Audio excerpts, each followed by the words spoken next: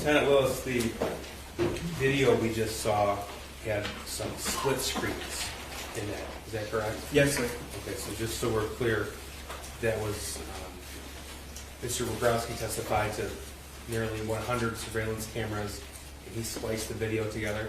Yes, sir. Okay, so that was just depicting the same time, but just different angles of the same hallway? That's correct. Okay. Sir, could you tell us, please, who was wounded on November 30th?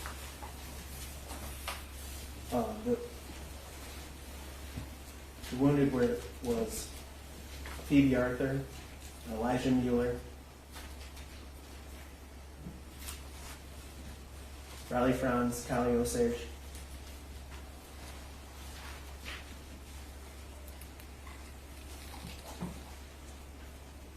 Molly Darnell, John Asciuto, and Aiden Watson.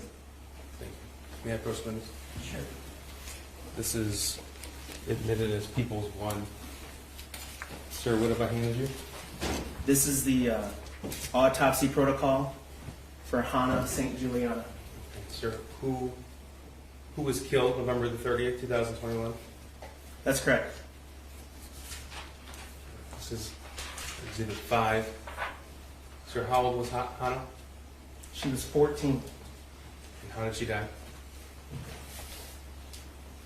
Your Honor, I'm going to object to the reading of the autopsy protocol into the record. He's not It's been reading. admitted. He's not reading the autopsy protocol. They're being admitted as exhibits 1 through 4, correct? That's correct, Judge. All right, so I think it was a question. How did she die?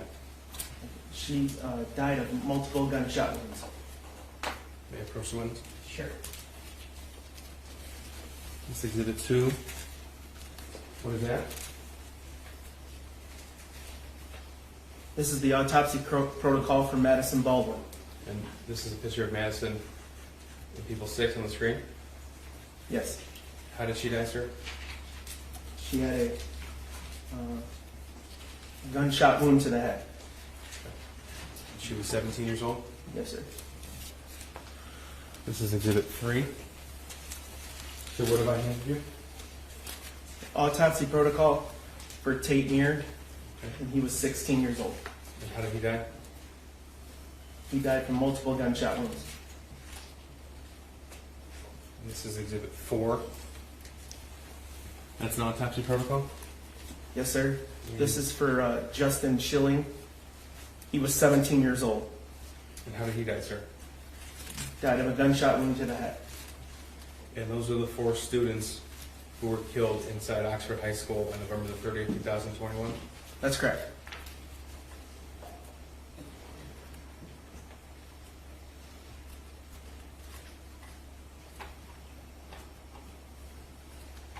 I have nothing further. Thank you. Cross?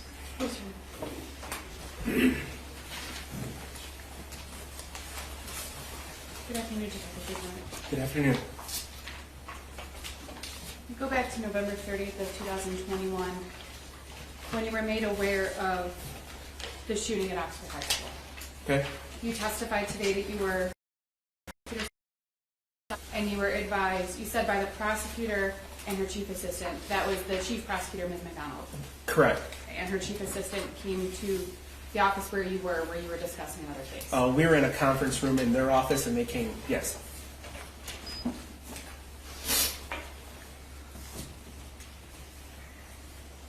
The prosecutor asked you about the swear-tos that were conducted, both for the charges made against him and the charges alleged against his son as well, the charge made against his son. Do you recall those questions? I do.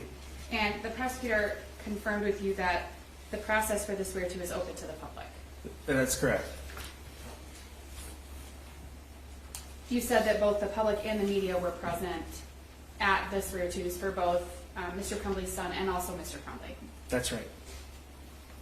For Mr. Crumbley's son, you made note that Mr. Crumbley was not present in person for the swear-to in the arraignment.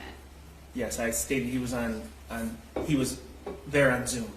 And if you recall, his son was also on Zoom for the arraignment. Is that correct? His son was in custody. Okay.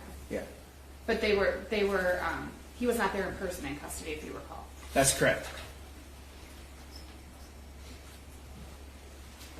After the Oxford High School shooting on November 30th of 2021, do you recall receiving tips and receiving information and were made aware of concerns for the safety of James and Jennifer Crumbley after their son's name had been made public, if you recall?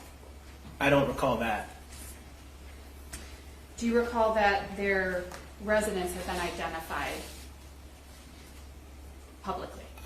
I don't recall it, but if I can explain, I think I do know that there was media was there, but I don't recall it being released anywhere, if that makes sense. And I'm not suggesting that law enforcement released that location. Obviously, you talked about the social media posts, Yes. that there was a lot of information coming into you and your department. There was a lot of information being made public that wasn't necessarily true. There was a lot going on at the time on November 30th of 2021, separate from the tragedy at the school. That's fair.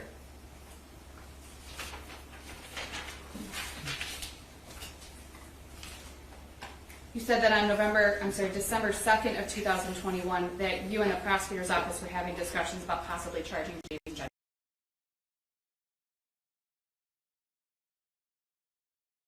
You know that at some point on December 2nd of 2021, not necessarily the nature of not the content of the discussions, but the nature of the discussions about potentially charging was made public. I'm not familiar with that. If you recall, there were media reports and information put out into the media that James and Jennifer may be facing charges. That may be true. At that point, I was completely involved. Like, there was things that came out in the media that people tell me about today I have no idea about, because I wasn't. Yes, and you had a lot going on. And obviously, when I ask you a question, I'm just asking you questions understand. about what you know about. I understand. You knew on December 2nd, you testified today that you knew on December 2nd of 2021 that James and Jennifer Crumbley were not staying at their residence.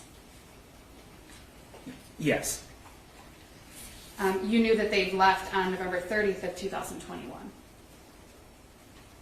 Correct. And that was before charges had been announced against them? Yes. And before there was any sort of information that may have been put into the media that charges may be forthcoming?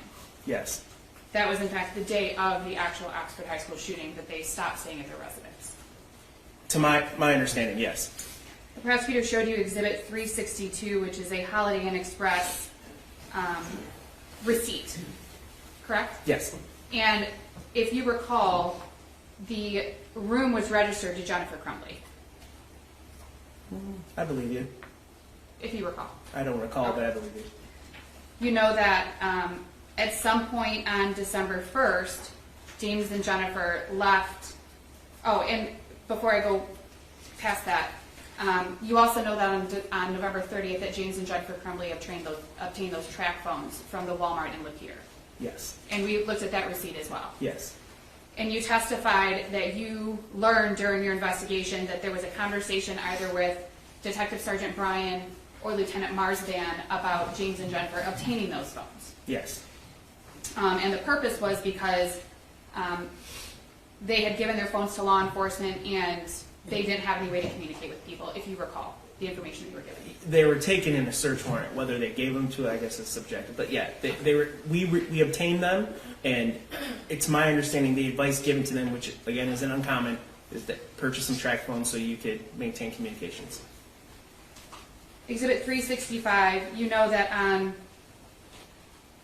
December 1st of 2021 that James and Jennifer left that Holiday Inn in Lapeer and checked into an extended stay in Auburn Hills. What day did you say? December 1st of 2021. Yes. Now Lapeer, for those who aren't familiar, is north of Oxford. It is. It's north of Auburn Hills. It is. So they left the Lapeer area and came down to Auburn Hills, which is 15 minutes south of Oxford. I could be wrong about the time.